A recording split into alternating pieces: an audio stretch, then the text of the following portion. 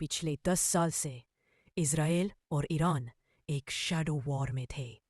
Cyber attacks, covert assassinations, जैसे nuclear scientist Mohsen फ़खरीज़ादे का कत्ल और सीरिया लेबनान में एयर स्ट्राइक्स।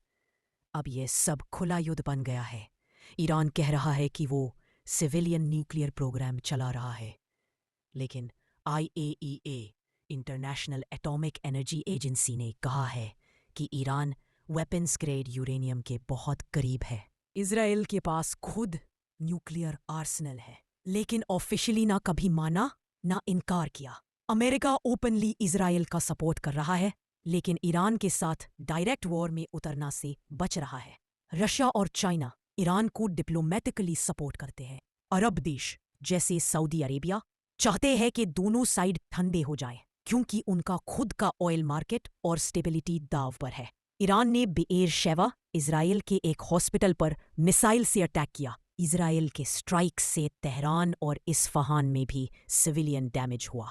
दोनों तरफ लोग, हॉस्पिटल्स, स्कूल्स निशाने पर आ गए हैं। ईरान ने कहा है, जब तक हमला बंद नहीं होगा हम बात नहीं करेंगे। इज़राइल के लिए यह अब या कभी नहीं का वक्त है ईरान को रोकने का। क्या ये एक और गल्फ वॉर बनेगा या न्यूक्लियर डिप्लोमेसी जीतेगी? इस्राइल एक यहूदी राष्ट्र है, जबकि ईरान एक शिया इस्लामिक रिपब्लिक। ईरान के लीडर्स जैसे आयतुल्ला खमैनी इस्राइल के वजूद को ही नहीं मानते। इस्राइल ईरान को सबसे बड़ा खतरा मानता है, जबकि ईरान इस्राइल को ज़ायनिस्ट दुश्मन। हिज़्बुल्लाह, हमास जैसे ईरान के साथियों को गाज़ा और लेबनान में पहले ही नुकसान हो चुका था। इज़राइल ने समझा अब ईरान तन्हा है। 13 जून को इज़राइल ने ईरान के ऊपर 100 से ज़्यादा एयर स्ट्राइक्स किए।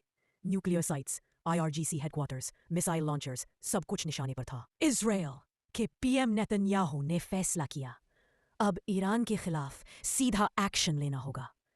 उनका मानना था ये एक लास्ट। इज़राइल को डर था कि ईरान अपने न्यूक्लियर हथियारों के बहुत करीब पहुंच गया है। बातचीत फेल हो चुकी थी और इज़राइल ने कहा अब बस। ईरान ने भी जवाब दिया, 105 से ज़्यादा मिसाइल और ड्रोन भेजे, लेकिन अधिकतर को इज़राइल ने इंटरसेप्ट कर लिया। शांति का रास्ता मुश्किल है, लेकिन जंग का अंजाम और भी खतरनाक हो सकता है।